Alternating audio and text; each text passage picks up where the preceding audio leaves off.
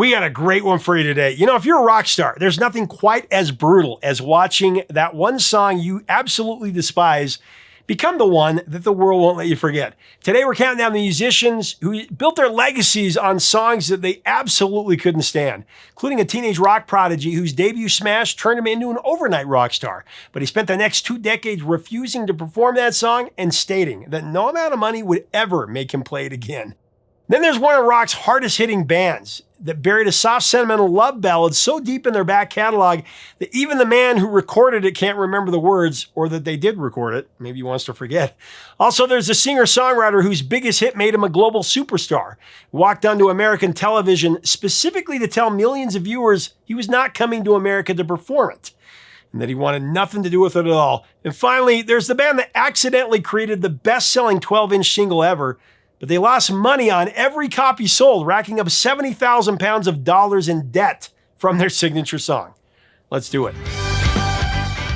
Hey, music junkies, Professor of Rock, always here to celebrate the greatest artists and the greatest songs of all time. You know, if you had a hell of a time trying to get the straw into your Capri Sun as a kid, you're going to dig this channel of deep musical nostalgia. Man, I did that so many times where I broke it and it was going everywhere. Make sure to subscribe.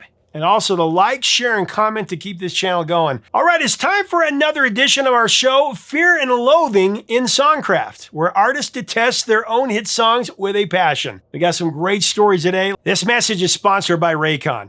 You know, summer's ending, and as my kids are getting ready to go back to school, I've really been thinking about one thing I really wish I had back in the day when I was going to school are Raycon's everyday clip earbuds. Whether you're heading back to school yourself or shopping for a student, these are a back-to-school essential. I mean, you know me, I'm always listening to music, and these are my go-to recently for sure. They're super lightweight, they're comfortable to wear. I mean, most of the time, I forget that they're even there. I love the clip design. It keeps them secure without putting pressure on your ears, and you still get the benefits of an open-ear design, so you can listen to music or podcasts while staying aware of what's going on around you. And they won't get in the way, you know, if you wear glasses like me or if you have piercings. The sound is clear, it's balanced, the battery lasts longer than you'd even expect. You can count on them all day. Best of all right now, they're 20% off. So get yours today because there's no risk. If you don't like them, they have a 30-day money-back guarantee. The everyday clip earbuds, they're the perfect back-to-school companion. Click the link in the description box or go to buyraycon.com/Professor of Rock Clip to get 20% off. Thanks to Raycon for sponsoring. All right, starting us off at number 7, I got Gordon Lightfoot and For Loving Me. That's what you get for loving me. At the time that Gordon wrote For Loving Me in 1964, he was newly married to his first wife, Britta, and he was living the grueling nomadic life of an aspiring touring musician. When Canadian folk duo Ian and Sylvia heard Lightfoot perform his compositions in Toronto, they introduced him to their manager, Albert Grossman, who was deeply impressed by Lightfoot's lyricism. Albert Grossman signed him to his roster alongside folk heavyweights like Bob Dylan and Peter, Paul, and Mary, and quickly began circulating Gordon Lightfoot's demo tapes to major recording acts, including the song For Loving Me. Now, narratively and lyrically, For Loving Me is a portrait of an unrepentant rambler warning his partner about his inability to stay faithful at all. You know, the song had blunt lyrics like, I've got 100 more like you, I'll have 1,000 before I'm through. The narrator shifts the blame for heartbreak to the person who dared to love him. Now, commercially, For Loving Me was Gordon's big break. It launched his international reputation as a master songwriter. Ian and Sylvia were the first to record the song in 1964, but it was actually Peter, Paul, and Mary's upbeat 1965 cover that turned it into a top 40 hit, reaching number 30 on the Hot 100. That's what you get for loving me. The success of the song, alongside Early Morning Rain, secured Gordon Lightfoot a recording contract with United Artists, allowing him to record his own version in December of '64 for his 1966 debut album, Lightfoot.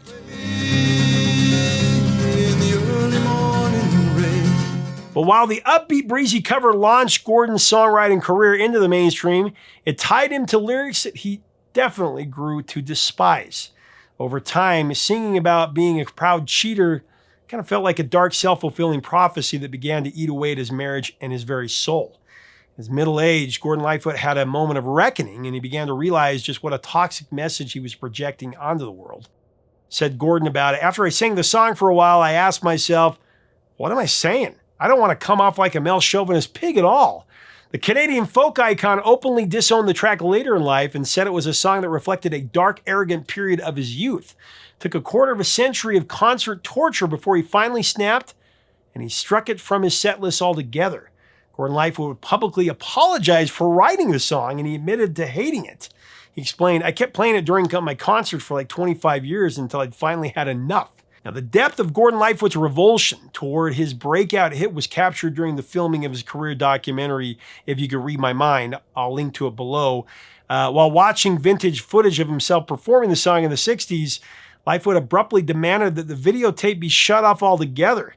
Visibly uncomfortable, the Canadian troubadour remarked, it's a very offensive song for a guy to write who was married with a couple of kids. It's pretty cool that he saw it, though. So I stopped doing it about 20 years ago because I just don't like it. Okay. Yeah, I hate this song, so let's move on. That's what you get for loving me. All right, coming in number 6, I got The Church's Steve Kilbey and Under the Milky Way. For most of the 80s, you know this, The Church was one of the best-kept secrets in all rock and roll. Formed in Sydney in 1980 around frontman and bassist Steve Kilbey and guitarist Peter Kops and Marty Wilson Piper, the band built their reputation on shimmering 12-string guitars and hypnotic psychedelic soundscapes. Albums like The Blurred Crusade, Seance, and Heyday earned them serious critical respect and a devoted international following. Critics regularly mention them alongside, REM and Echo and the Bunnymen. However, commercial success in the U.S. stayed just out of reach for them. By 1987, the Church signed with Arista Records and headed to L.A. to record their 5th studio album, Starfish. They did that with American producers Waddy Wachtel and Greg Ladagny. The plan was to capture a tighter, more polished sound that might finally crack the U.S. market, or so they hoped. But what nobody expected was that their biggest song would be written in a backyard cabin in rural Australia before any of that even started. Steve Kilbey was visiting his mother's home at Smith's Lake with his then-girlfriend, Swedish musician Karen Jansen. One evening, he sat down at a slightly out-of-tune piano in a small cabin, and at that piano, Under the Milky Way began to emerge. Jansen helped shape the initial song structure, and the two quickly laid down a rough demo. Said Kilbey about it later, I smoked a joint and I started playing the piano and she came into the room and we just made it up. Now, the title came from Melkweg, Dutch for Milky Way. It was the name of a beloved music and cultural venue in Amsterdam that Kilbey went to quite often. Steve Kilbey designed the song really as an open canvas, something abstract and impressionistic, that listeners could feel with their own interpretations. Although he has a funny behind-the-scenes inspiration that we'll get to in a second. And then came the LA sessions. Things got considerably less poetic. The American producers clashed with the band over the recording of Under the Milky Way, and it changed the entire vibe of the song, apparently. Their judgment on drummer Richard Ploog was blunt. They didn't believe that he could deliver a good enough performance for the track.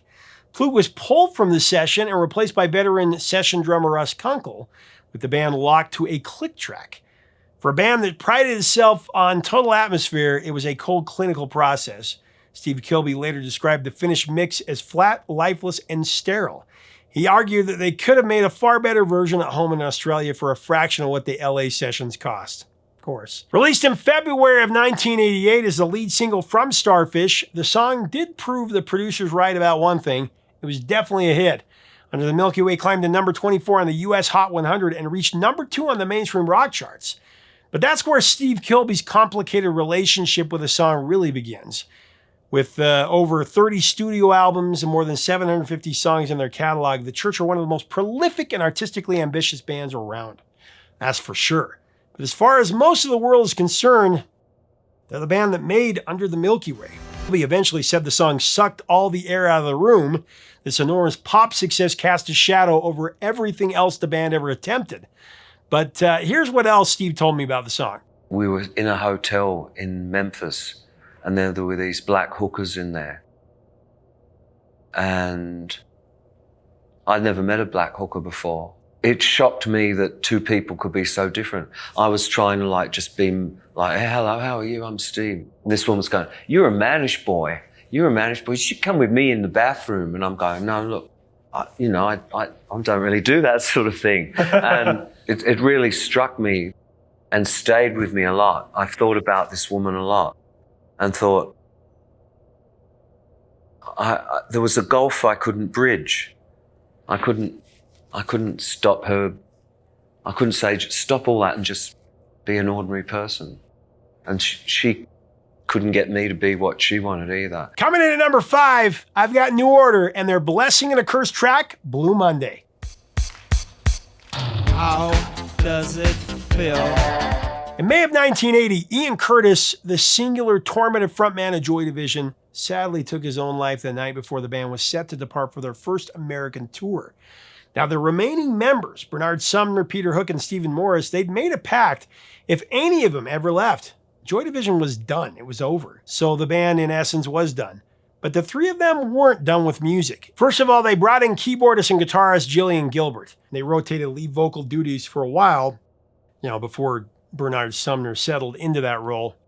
And they started over under the new name New Order. Now, the first album, Movement, that was released in 1981, but it really sounded like a band still living inside Joy Division's grief. Bleak and brooding and searching for an identity. But a shift came from an unlikely place, New York City's club scene. The band made several trips to the city and fell headfirst into early hip-hop, electro, and American disco. They came home with synthesizers, drum machines, and samplers. They built tracks from scratch using technology most rock bands wouldn't even touch. By late 1982, though, the transformation was complete. Now, Blue Monday, that was born out of something almost mundane. New Order wanted a track that they could run as an automated encore so they wouldn't have to drag themselves back on stage after they finished the show. That's where it came from. What they ended up building, though, was something that would change electronic music permanently, forever. This song was really assembled from borrowed pieces and a lot of happy accidents. And the driving kick drum pattern, that was lifted from Donna Summer's Our Love. The synth bass line took its cue from Italian disco act Klein plus MBO's Dirty Talk. That choir sound, that was sampled directly from Kraftwerk using an emulator sampler. During the recording sessions, actually, Gilbert was manually typing the long synth sequence into a step sequencer from sheets of paper taped together across the floor. And she accidentally skipped a note, causing the bass line to drift slightly out of sync with the main beat. But the band heard it and loved it. They just left it in. The title came from Kurt Vonnegut's novel Breakfast of Champions, subtitled Goodbye Blue Monday, along with the old Fats Domino song of the same name.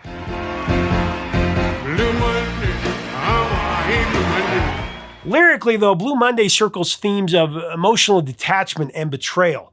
Bernard Sumner has admitted he wrote the words under the influence of LSD, and Peter Hook described it as more of an emotional mood than a narrative. The word Monday is never actually sung in the song ever. Anyway, Blue Monday was released in 1983. It became the best-selling 12-inch single of all time. But it also became one of the most expensive things that Factory Records ever gave away. Designer Peter Seville created an elaborate sleeve model after a floppy disk, which actually required extensive customization. The production cost per unit came to roughly $1.10. Factory Records mistakenly sold it wholesale for the industry standard price of $1 or a pound. So they actually lost money on every copy sold. As the record swept through clubs around the world and crossed the 500,000 sales mark, factory boss Tony Wilson commissioned custom brass plaques to celebrate the milestone. Peter Hook noted the absurdity of the celebration, pointing out that they were commemorating a net loss of $50,000. That figure would grow to $70,000 and directly contributed to the label's bankruptcy. The best-selling 12-inch single in history, it actually sunk the company that released it. So this is the case where the actual label hated the song because it lost so much money.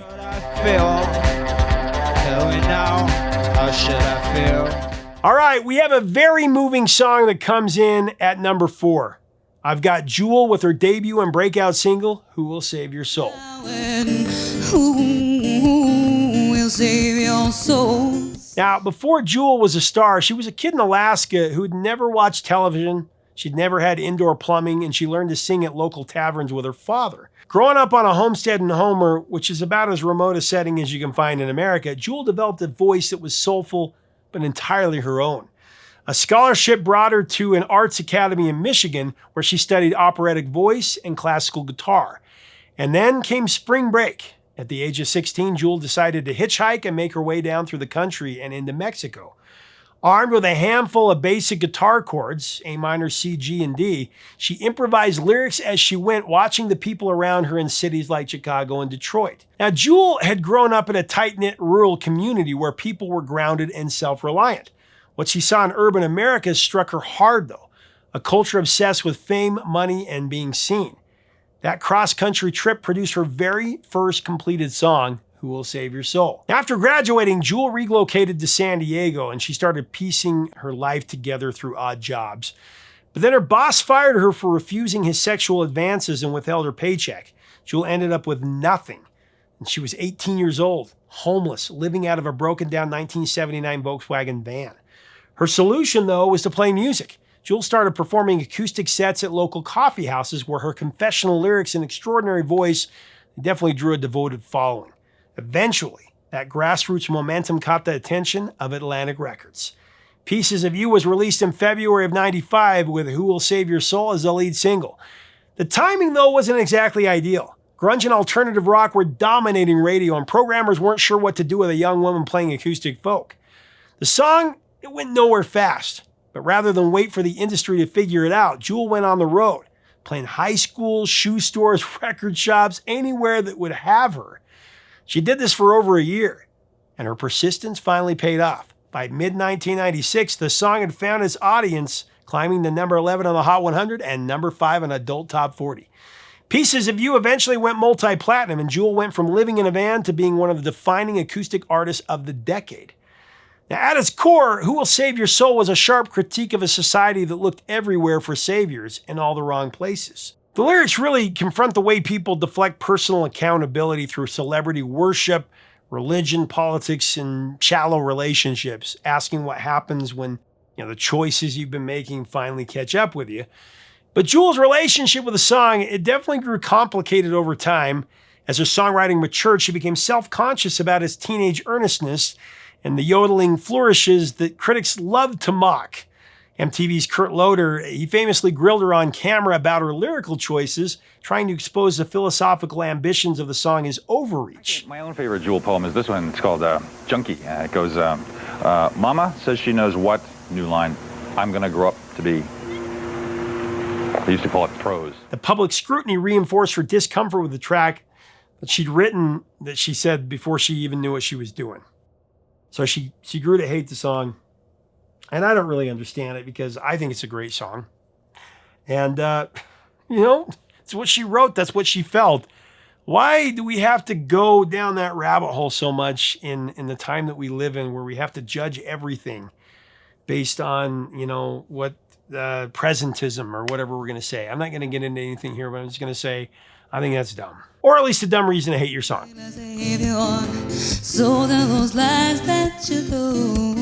All right, next up at number 3, I've got frontman and guitarist Daniel Johns and his difficult relationship with Silverchair's breakout hit, Tomorrow.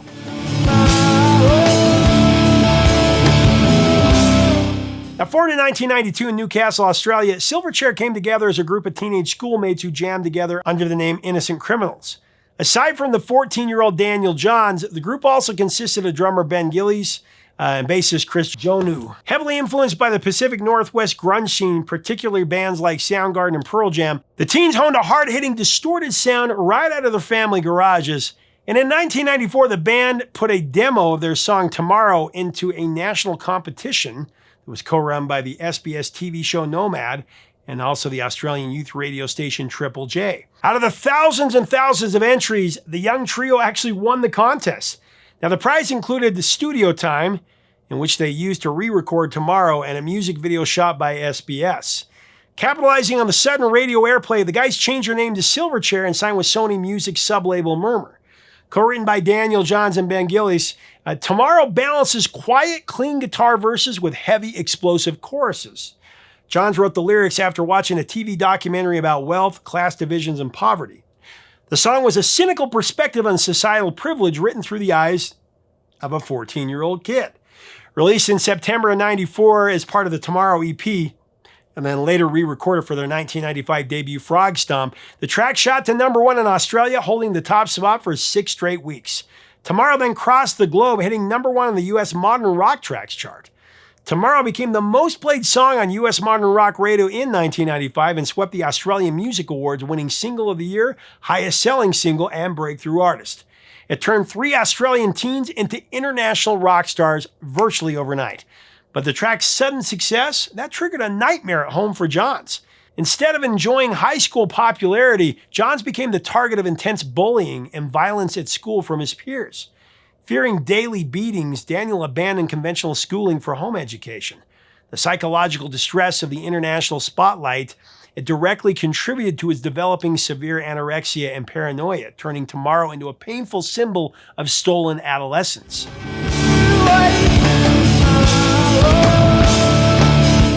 As Daniel Johns evolved musically, spearheading sophisticated art rock and complex albums like Neon Ballroom, he came to view Tomorrow with a deep sense of regret and shame.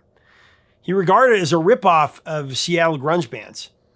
He really hated the song's juvenile lyricism, such as the lines regarding a lack of bathroom sinks and tap water that was very hard to drink.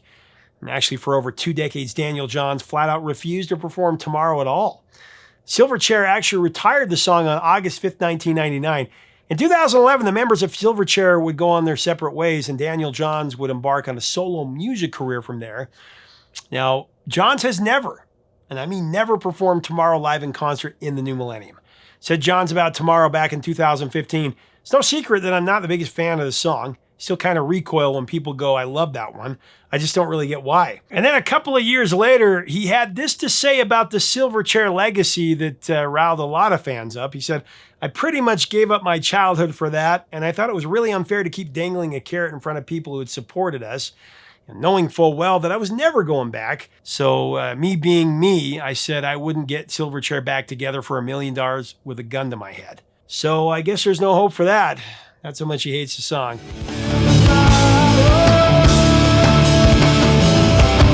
All right, in at the runner-up spot, I got a great one. Number 2, I got AC/DC with a love song. If there's a song in the AC/DC catalog that Angus Young wants to forget exists, it's definitely this one. And when you hear the story behind it, you'll understand why.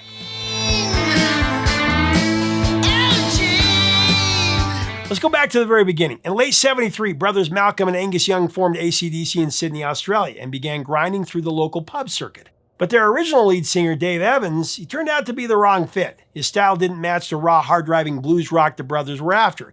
So in September of '74, they replaced him with a charismatic, street-smart singer named Bon Scott. It was definitely the right call. Bon Scott walked into the band and straight into the studio where AC/DC began recording their debut album, High Voltage, at Albert Studios in November of '74. But then someone in a suit got involved. An executive at their Australian record label pulled the brothers aside and made a suggestion. He explained that soft pop ballads were dominating local AM radio at the time, and if AC/DC wanted airplay, they needed to give radio something it could actually use. The Young brothers, new to the industry and not yet in a position to tell anyone where to go, they reluctantly complied. They dusted off an unfinished track from the Dave Evans era called Fell in Love. They overhauled the music and handed the lyrics over to Bon Scott. What came back was something no one could have predicted. Bon Scott wrote a gentle, stargazing love ballad. Sincere, romantic, soft, really soft, about a woman named Jean. Delicate guitar tone, sentimental imagery, the kind of song you might hear playing in a dentist's office. But for a band that simultaneously were recording tracks at the time called She's Got Balls, the tonal whiplash was staggering. I mean, how could AC/DC do this?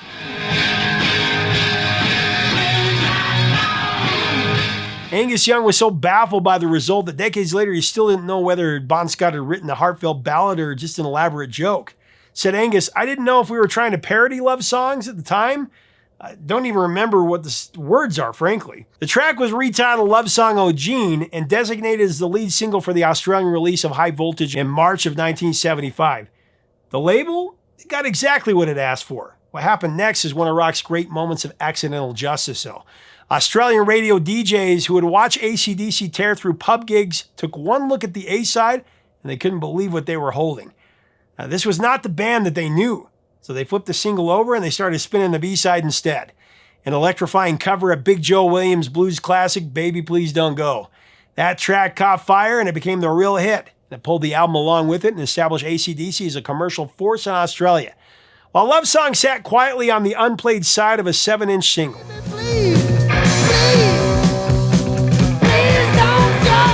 Embarrassed by the whole episode and by the song, the band buried the track. It's actually stripped from all international versions of High Voltage and was kept off their official catalog for over 30 years. And when Angus was asked in 2020 in an interview which AC/DC recording he wished had never come out, he did not hesitate. Love Song was the answer. If Love Song had come out and been a big hit, would AC/DC have turned into Journey? I love both bands, but man, AC/DC, you could always count on them not to put out a power ballad. They were not going to do that.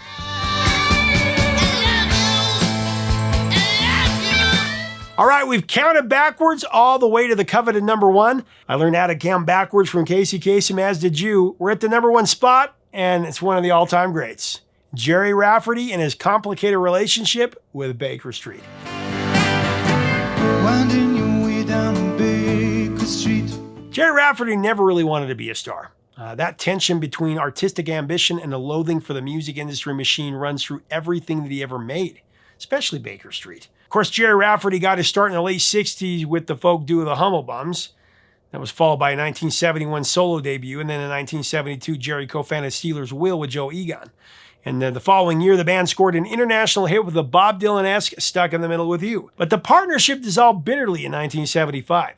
Legal disputes tied to his Stealers Wheel contracts, they barred Rafferty from releasing any new music for 3 years. During that stretch, Jerry made countless overnight trips by train from Scotland down to London to meet with attorneys, to argue over contracts and navigate a soul-crushing music bureaucracy. When he was in London, he'd crash at a friend's flat on Baker Street in Melbourne, and drinking into the early hours and wondering how he got trapped in this situation at all. Out of those long, sleepless nights came a classic, Baker Street.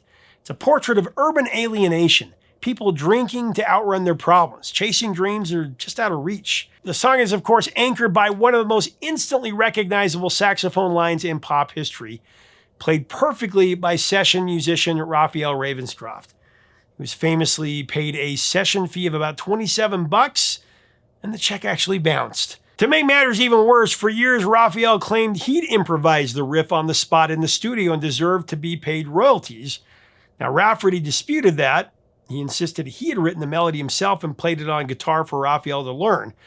The argument, of course, simmered for decades. Everybody took sides, but it wasn't settled until 2011 when early studio demos surfaced showing Rafferty playing the riff on electric guitar before the sessions.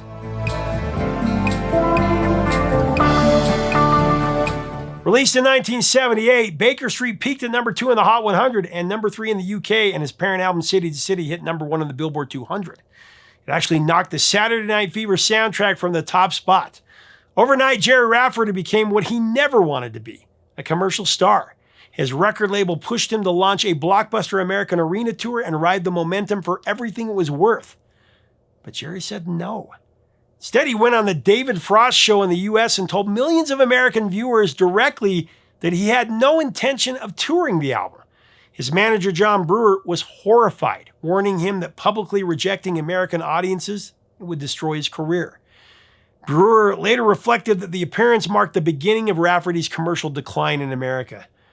But you know what? Rafferty didn't lose much sleep over it. Jerry hated Baker Street because it trapped him in the celebrity machine he wrote the song to escape. A fiercely introverted artist, he despised the promotional machinery behind it, the press demands and relentless calls from concert promoters. Instead of offering him freedom, his biggest artistic victory tethered him permanently to the corporate system that he actually loathed. And then beyond his disdain for fame, Jerry Rafferty's relationship with the song was further poisoned by what he considered creative bastardizations of his work.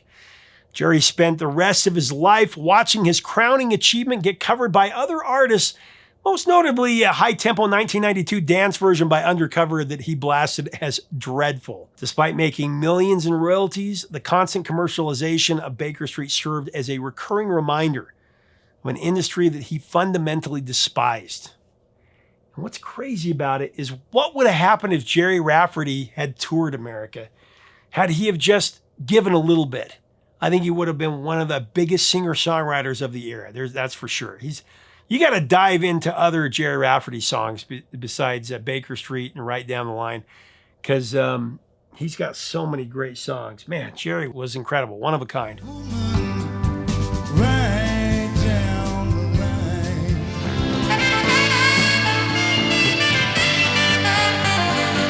Well, there you have it. Those are the songs that are hated, beloved by me. I mean, Baker Street, probably in my top 10 favorite songs of all time, for sure. Anyway, we know that Slash took the riff from that, or took the solo from, or the riff from Sweet Child of Mine from that. I could go on, but I'm in the middle of passing a kidney stone, in a lot of pain, but I got through it. Thank you so much for watching, guys. Been a hell of a week, but it's always fun to talk about the great music. Let's have a great discussion below. If you like our content, we invite you to subscribe. Love to have you. Until next time, 3 chords and the truth, my friends.